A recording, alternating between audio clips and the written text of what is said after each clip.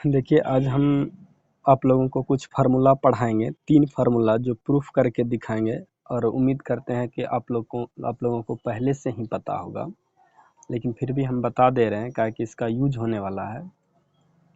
और थोड़ा सा अगर वीडियो देखने में अच्छा नहीं लगे तो कोशिश कीजिएगा कि मतलब किसी तरह देख लें, एडजस्टमेंट जैसे हो जाएगा ना तो फिर हम वीडियो अच्छे से बना करके डाला करेंगे। देखिए अभी हम आपको 3 फार्मूला सिखाएंगे।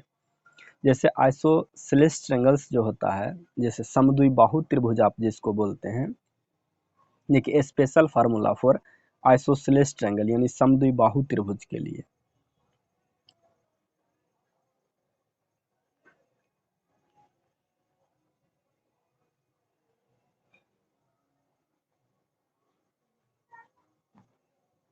समद्विबाहु त्रिभुज के लिए फार्मूला हम आपको बताते हैं। जैसे देखिए आप बहुत बार पढ़े होंगे कि जैसे कि ये क्या है, ये मान लेते हैं ये समद्विबाहु त्रिभुज है, तो इसका ये साइड और ये साइड क्या रहा होगा, बराबर रहा होगा, और ये पूरा इसका क्या हो जाएगा, ये पूरा का ये हो जाएगा। देखिए समद्विबाहु त्रिभुज में आपको हम एक चीज़ पहले जब हम ज्योमेट्री सिखाएंगे तो आपको सिखाएंगे, जैसे इसके वर्टेक्स से यहाँ पे इसको लंब डाला जाता है ना, तो ये इसका मीडियन भी बन जाता है। तो मीडियन जैसे बन जाएगा तो ये इसको क्या करेगा, बराबर बराबर भागों में डिवाइड करेगा। बराबर भागों में डिवाइड करेगा तो पूरा का वैल्यू कितना है, बी, तो आपका यहाँ से यहाँ तक क्या हो जाएगा b/2, और ये भी क्या हो जाएगा आपका b/2 हो जाएगा। तो आपको देखिए ये 90 डिग्री, देखिए इसका मीडियन जो होता है जिसको माध्यका बोलते हैं हम, तो मीडियन जो होता है इसको 2 भाग में डिवाइड कर दिया, और ये मीडियन वही होता है जो इसका परपेंडिकुलर होता है।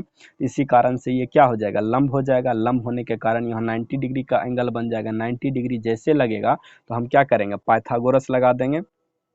तब पाइथागोरस में हम इसको क्या मान लेते हैं, हाइट h, हम इसको h बोल देते हैं। और हाइट जो h बराबर हो जाएगा रूट अंडर क्या हो जाएगा, आपको पता होगा, ये आपका हाइपोटेनस हो गया, ठीक है, और आपका ये बेस हो गया। तो ये हाइट आप निकाल सकते हैं, h बराबर क्या हो जाएगा, root under a² minus b/2 का होल स्क्वायर, b/2 का होल स्क्वायर हो जाएगा, b/2 का होल स्क्वायर हो जाएगा। अगर ये होल स्क्वायर हो जाता है तो ये क्या हो जाएगा, a² क्या हो जाएगा, ये तो हम डायरेक्ट इसको लिख सकते हैं, b²/4 लिख सकते हैं। ये कितना हो जाएगा आपका 4a² minus b² bye, direct अब हम वर्गमूल निकाल ही देते हैं एलसीएम लेकर के, ठीक। तो आपको अगर समद्विबाहु त्रिभुज का हाइट कोई पूछता है तो ये हाइट के लिए एक फार्मूला हो गया। लेकिन अगर समद्विबाहु त्रिभुज का क्षेत्रफल पूछता है यानी एरिया ऑफ ट्रायंगल,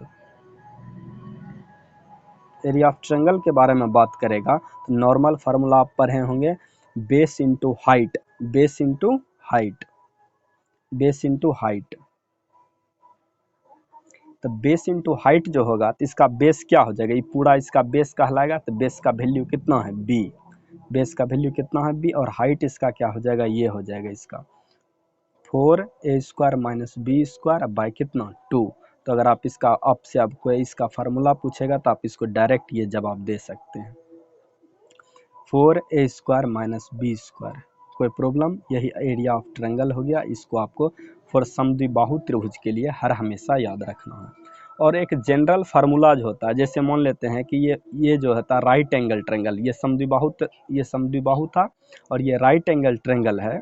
तो राइट एंगल ट्रायंगल कहिए या आप इसको विषमबाहु त्रिभुज भी कह सकते हैं। तो विषमबाहु त्रिभुज में भी यदि आपको हाइट पता चल जाए, इसका हाइट अगर h मान लेते हैं और इसका बेस कितना मान लेते हैं b है, तब अगर एरिया ऑफ ट्रायंगल आपको लिखना होता है तो ये तो आपको आसानी से पता है। जिस भी ट्रायंगल का हाइट पता हो और बेस पता हो तो हम कैसे लिखते हैं, बेस इंटू हाइट। तो बेस ये, इसका हाइट क्या हो जाएगा, एक जनरल फार्मूला था।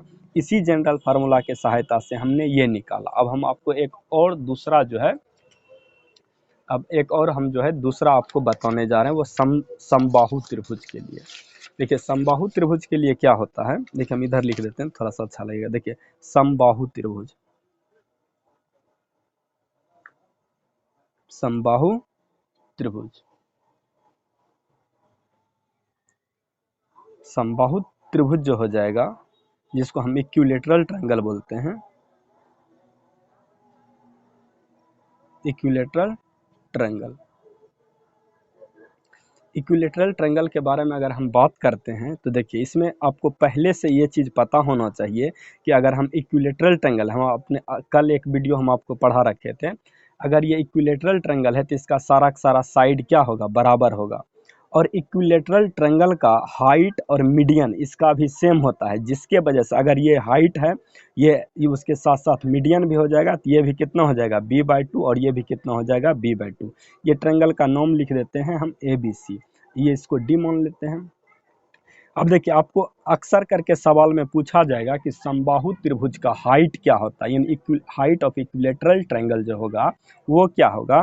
तो देखिए कैसे निकालेंगे, फिर आपको यहाँ से यहाँ तक का वैल्यू कितना, a/2, और यहाँ से यहाँ तक का वैल्यू कितना, a।